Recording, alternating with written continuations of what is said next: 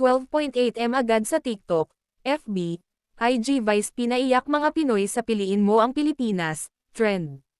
Tinanggalan ng boses, o muted na ang ginawang video ni Vice Ganda sa TikTok, na sa loob ng 16 na oras ay humamig na agad ng 5.1M views. Ito nga markang paywa yung usong-uso ngayon na piliin mo ang Pilipinas, trend, na kung saan ay pinagmamalaki ng mga content creator ang iba't ibang magagandang lugar sa Pilipinas, gamit ang naturang kanta. Sa simula ng video ay pinakita nga ni Vice ang iba't ibang magagandang lugar sa Pilipinas tulad ng Bohol, rice terraces, at iba't ibang magagandang isla, falls. Pero kakaiba syempre ang atake ni Vice, na alam mong pinag-isipan talaga. Dahil sa halip na puro markang paywa yun lang ang ipagyabang niya, o ang mga tourist attraction nga sa Pilipinas, nilagay rin niya ang mga lugar na lumikha ng isyu.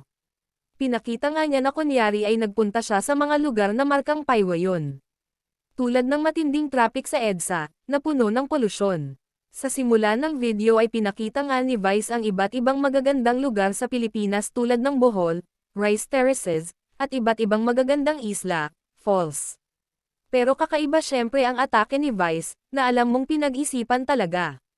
Dahil sa halip na puro markang paywa yun lang ang ipagyabang niya, o ang mga tourist attraction nga sa Pilipinas, nilagay rin niya ang mga lugar na lumikha ng isyu.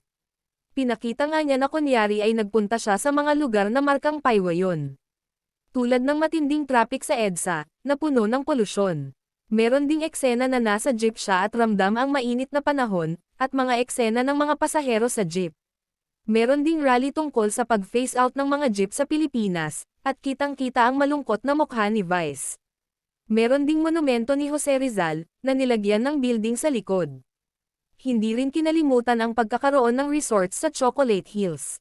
At syempre, ang West Philippine Sea, na pinakita ni Vice na kunyari ay nasa barko rin siya, at biglang-bigla ay naloka siya dahil may bumamba ng tubig sa kanya. Sa simula ng video ay pinakita nga ni Vice ang iba't ibang magagandang lugar sa Pilipinas tulad ng Bohol, rice terraces, at iba't ibang magagandang isla, falls.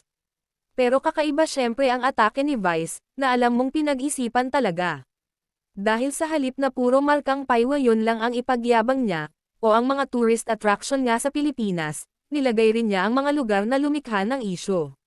Pinakita nga niya na kunyari ay nagpunta siya sa mga lugar na markang paywa yun. Tulad ng matinding traffic sa EDSA, na puno ng polusyon. Meron ding eksena na nasa jeep siya at ramdam ang mainit na panahon, at mga eksena ng mga pasahero sa jeep. Meron ding rally tungkol sa pag-phase out ng mga jeep sa Pilipinas, at kitang-kita ang malungkot na mukha ni Vice. Meron ding monumento ni Jose Rizal, na nilagyan ng building sa likod. Hindi rin kinalimutan ang pagkakaroon ng resort sa Chocolate Hills.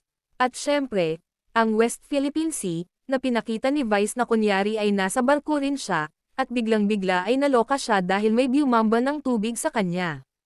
Sa huli, makikita si Vice na hilahad sa isla, gumapang at pilit na inaabot ang watawat ng Pilipinas. At madrama nga ang eksenang markang paywa yun, dahil noong aktong naabot niya ang Philippine flag ay lumabas ang mga linyang. Kahit mahirap kang ipaglaban, pinili pa rin kita, Pilipinas.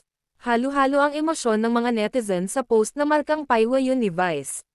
Muted sound. Just like all the silenced voices. Socially relevant. Napakahusay ni meme. This is how you make use of your platform.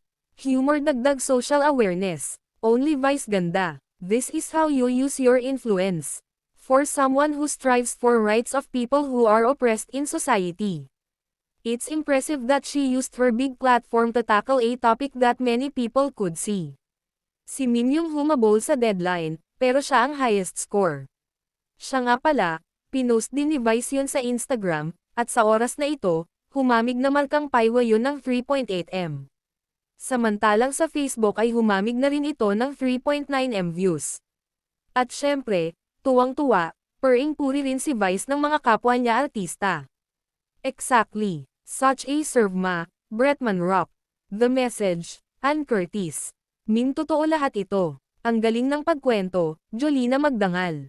Valedictorian ka meme. Socially relevant, Kaladkaren. Thank you meme. You made us proud and cry at the same time, Sofia Andres. Ipaglalaban pa din natin ang Pilipinas, Team Yap. Tinapos na ni Vice ang laban. Kaboom! Pokwang!